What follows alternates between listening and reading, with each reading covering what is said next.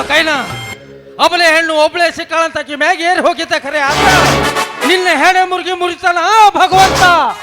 ಬಾರ್ಪ ಭಗವಂತನ ಮೊಮ್ಮಗನ. ಇನ್ನೊಂದು 5 ನಿಮಿಷ ಬಿಟ್ಟು ಬರಾಕೇನಂತ ಹಾಡಾಗಿತ್ತು ನಿನಗ. ಬರೋದು ಬಂದಿ ರೊಕ್ಕ ಬಂಗಾರ ಕೊಡ್ತೀನಿ ತಗೊಂಡು ಹೋಗ್ಬಿಡ.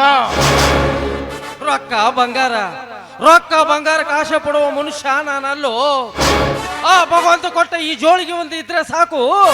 3 ಹೊತ್ತು ರೊಟ್ಟಿ ಮಾನ ಮುಚ್ಕೊಳಕ್ ಬಟ್ಟಿ ಸಿಗುತ್ತ. ಒಂದು ಹೆಣ್ಣಿನ ಮಾನಭಂಗ ಆಗೋದನ್ನ ಕಣ್ಣಾರೆ ಕಂಡು ಕೈ ಕಟ್ಟಿ ಸುಮ್ಮನೆ ಹೋದ್ರ ಬೇಸ್ತಾನೇನೋ ಆ ನಮ್ಮಪ್ಪ ಕವಿ ಸಿದ್ದಪ್ಪ. ಬಹಳ ದಿವಸದ ಮೇಲೆ ಮೀನ ಗಾಳಕ್ಕೆ ಬಿದ್ದೈತಿ, ಫ್ರೈ ಮಾಡಿ ತಿನ್ನಬೇಕಂತ ಆಸೆ ಆಗೈತೆ. ಸುಮ್ನೆ ಹೋದಿ ಸರಿ, ಇಲ್ಲಂದ್ರ ಪ್ರಾಣ ಕಳ್ಕೋತಿ. ಪ್ರಾಣ ತೆಗಿತೀಯ ಪ್ರಾಣನ? ಏ ಹುಚ್ಚಪ್ಪ, ಪ್ರಾಣ ತೆಗಿತೀನಿ ಅನ್ನೋನಕ್ಕಿಂತ ಪ್ರಾಣ ಕಾಯೋನು ದೊಡ್ಡವನು. ನಿನ್ನ ಕೈಯಿಂದಲೇ ನನ್ನ ಪ್ರಾಣ ಹೋಗಬೇಕು ಅಂತ ಆ ಮಹಾತಾಯಿ ಕಾಳಿಕಾದೇವಿ ಆಜ್ಞೆ ಆಗಿದ್ರೆ ಮತ್ತೆ ತಡ ತೆಗೆದು ಬಿಡು ನನ್ನ ಪ್ರಾಣನ. ಆದ್ರ ಹುಡುಗಿಗೇನು ಮಾಡಕ್ ಹೋಗ್ಬೇಡ. ಏ ತಮ್ಮ, ನಿನ್ನ ಮುಖ ನೋಡಿದ್ರ ಒಳ್ಳೆ ಮನುಷ್ಯ ಕಂಡಂಗೆ ಕಾಂತಿ, ಬುದ್ಧಿವಂತ ಕಂಡಂಗೂ ಕಾಣಕತಿ. ಆದ್ರ ಯಾಕೋ ಬುದ್ಧಿ ಮ್ಯಾಗ ಮಸಿ ಚೆಲ್ಲಿದಂಗ ಕಾಣ್ತೈತಿ. ಏಪ್ಪ, ಆ ಮಸಿನ ಒರೆಸಿ ನೋಡು. ನೀ ತಿಳ್ಕೊಂಡಂಗ ಈ ಪ್ರಪಂಚ ಇಲ್ಲಪ್ಪ. ಈ ಪ್ರಪಂಚ ಬತ್ಲೇನ ಐತಿ. ಹಾ ಬತ್ಲೇನ ಐತಿ. ಬಾಳಿ 7 ಮಿಂಡ್ರಿ ಮಗ. ಮತ್ ನೀ ಯಾವ ಮೂಡನ್ಯಾಗಿದ್ದವನು ಒಮ್ಮೆ ಯಾವ ಮೂಡಿಗೆ ತಂದು ಕೆಂಪಡಿ. ಏ ನನ್ನ ಮಗ ಬಂದಾನ ಇವತ್ತು ಬಚಾವಾಗಿ. ನೆಕ್ಸ್ಟ್ ಟೈಮ್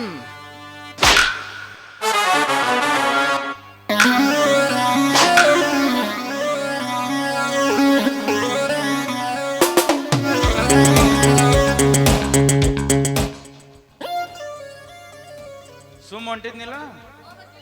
ಮತ್ತೆ ಯಾಕೆ ಉಗುಳಿದೆ? ನೀ ಯಾಕೆ ಇಲ್ಲಿ ಮಠ ಬಂದೋದಿ? ಉಗುಳ್ತಿ ಹಂಗ ಉಗುಳ್ಬೇಡ. ನೀ ಬಾ, ಆಕಿಗೆ ತಡೆ ಹಾಕತಿ. ನೀ ಎಲಿ ತಿಂದು ಉಗುಳಿ ನನ್ನ ಮ್ಯಾಲ ಉಗುಳಿ ಹೋಗ್ಬಾ. ಆಕಿಗಿಂತ ಸಿಟ್ಟು ನಿನಗ ಬಂದತ್ಲ. ಕ್ಯಾಕರಿಸಿ ಕಕ್ಕ ಹೋಗ್ಲೆ ಹೋಗು ಕರಿ ಗೋರ್ಲಾನ ಅಂತವನೇ. ನಿನ್ನಂತವನ ಗೊಡ್ಡು ಬೆದರಿಕೆದಿರುವ ಹೇಡಿ ಹೆಣ್ಣು ನಾನಂತ ನೀನು ಯಾವತ್ತೂ ಭಾವಿಸ್ಕೋಬೇಡ. ಅಜ್ಜ, ಸರಿಯಾದ ಸಮಯಕ್ಕೆ ಬಂದು ನನ್ನ ಮಾನ ಪ್ರಾಣ ಕಾಪಾಡಿದೆ. ನೀನು ಉಪಕಾರನ ನಾನು ಯಾವತ್ತಿಗೂ ಮರೆಯೋದಿಲ್ಲ. ಅಮ್ಮ ಶ್ರಾವಣಿ, ನೀನ್ಯಾಕೋ ಒಬ್ಬಳಿ ಈ ದಾರಿಗೆ ಬರಕ್ ಹೋದಿ? ಯವ್ವ, ನಿನಗೊಂದು ಮಾತು ಹೇಳ್ತೀನಿ, ಜೀವನದಾಗ ನೆನ್ಪಿಟ್ಕೋತಾಯಿ. ಮನುಷ್ಯನ ಜೀವನದಾಗ ಬಡತನ ಸಿರಿತನ ಅಂದ್ರ ಸೂರ್ಯ ಚಂದ್ರರಿದ್ದಂಗ. ಒಂದು ಬರುತ್ತ ಒಂದು ಹೋಗುತ್ತ, ಯಾವುದೂ ಶಾಶ್ವತ ಅಲ್ಲ. ಯವ್ವ, ನೀ ಸಣ್ಣಾಗಿರ್ತ ಬಡತನನೂ ನೋಡಿಯ, ಇವತ್ತು ಸಿರಿತನನೂ ಅನುಭವಿಸಾಕತ್ತೀಯ. ಇವತ್ತು ನಿನ್ನ ಹತ್ರ ಸಿರಿತನ ಐತೆ ಅಂತ ತಿಳ್ಕೊಂಡು ಇಂಥ ಪುಂಡು ಪೋಖರಿಗಳನ್ನು ಎದುರು ಹಾಕೊಳ್ಳೋ ತಪ್ಪು ಮಾಡಬಾರ್ದು ಮಗಳ. ಯಾಕಂದ್ರ ಹೆಣ್ಣು ಎಷ್ಟೇ ಧೈರ್ಯಶಾಲಿ ಆಗಿದ್ರು ಗಂಡಸಿನ ಕಾಮ ಅನ್ನೋ ಜ್ವಾಲೆ ಕೈಯಾಗ ಸಿಕ್ಕು ಸುಟ್ಟು ಬೂದಿ ಆಗಾಕಬೇಕು. ಮಗಳ, ನೀ ಸಣ್ಣಗಿರ್ತ ನನ್ನ ಕೈಯಾಗ ಆಡಿ ಬೆಳೆದು ಕೂಸದಿ. ನಿನ್ನ ಗುಣ ಸ್ವಭಾವ ಎಂಥದ್ದು ಅಂತ ನನಗೆ ಚೊಲತಂಗ ಗೊತ್ತೈತಿ ಮಗಳ.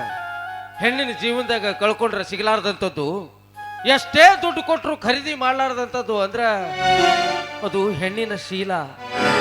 ಆ ಶೀಲ ಧರ್ಮನ ಕಾಪಾಡ್ಕೊಂಡು ಹೋಗೋದು ನಿನಗ ಕೊಡಿ, ನಿನಗ ಕೊಡಿ. ಆಯ್ತು ಅಜ್ಜ, ನಿನ್ ಮಾತನ್ನ ನಾನು ಸಿರಿಸ ವಹಿಸಿ ಪಾಲಿಸ್ತೀನಿ. ಅಜ್ಜ, ದಯವಿಟ್ಟು ಇಲ್ಲಿ ನಡೆದಿರೋ ವಿಷಯವನ್ನ ನಾನು ಚಿಕ್ಕಪ್ಪ ಚಿಕ್ಕಮ್ಮನಿಗೆ ಮಾತ್ರ ಹೇಳ್ಬೇಡ ಅಜ್ಜ. ಇಲ್ಲ ಅಜ್ಜ, ನಾನು ಕಾಲೇಜ್ ಕಲಿಬೇಕು ಅಂತ ನನ್ನ ಬಹುದಿನದ ಕನಸಿದೆ. ಈ ವಿಷಯ ಗೊತ್ತಾದ್ರೆ ಅವ್ರು ನನ್ನ ಕಾಲೇಜ್ಗೆ ಕಳಿಸೋದಿಲ್ಲ. ದಯವಿಟ್ಟು ಈ ವಿಷಯ ನಿನ್ನ ಹತ್ರ ಮಾತ್ರನೇ ಇರಲಿ. ಅಥವಾ ನಾನು ಈ ವಿಷಯನ ಯಾರ ಮುಂದೆ ಹೇಳೋದಿಲ್ಲ, ಆದ್ರೆ ನೀನು ಮಾತ್ರ ಹುಷಾರಾಗಿ ಮನೆಗೆ ಹೋಗ್ತಾ. ಸರಿ ಅಜ್ಜ, ಕಾಲೇಜಲ್ಲಿ ನನ್ನೆಲ್ಲ ಫ್ರೆಂಡ್ಸ್ ವೇಟ್ ಮಾಡ್ತೀನಿ ಅಂತ ಹೇಳಿದ್ದಾರೆ. ನಾನು ಅವ್ರಿಗೆ ಭೇಟಿಯಾಗಿ ಮನೆಗೆ ಹೋಗ್ತೀನಿ. ಹುಷಾರಾಗ ಬರ್ತೀನಿ ಅಜ್ಜ.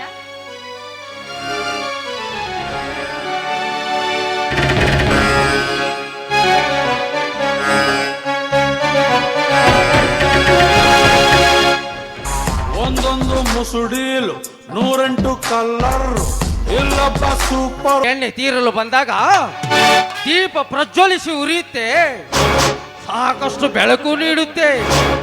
ಜೊತೆಗೆ ಹೊಲಸು ಕಪ್ಪು ಕಾಡಿಗೆನೂ ಹೊರಸೂಸುತ್ತೆ. ಅದು ಏಕೆ ಗೊತ್ತೇ?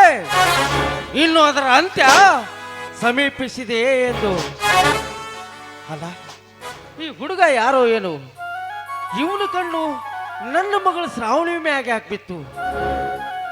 ಅಪ್ಪ ಗವಿಸಿದ್ದೇಶ್ವರ, ನನ್ನ ಮಗಳು ಶ್ರಾವಣಿ ಜೀವನದಾಗ ಮುಂದೆ ಬರುವ ಗಂಡಾಂತರಗಳಿಂದ ಅವಳನ್ನು ಕಾಪಾಡೋ ಹೊಣೆ ನಿನಗ ಕೂಡಿತಿ ತಂದೆ.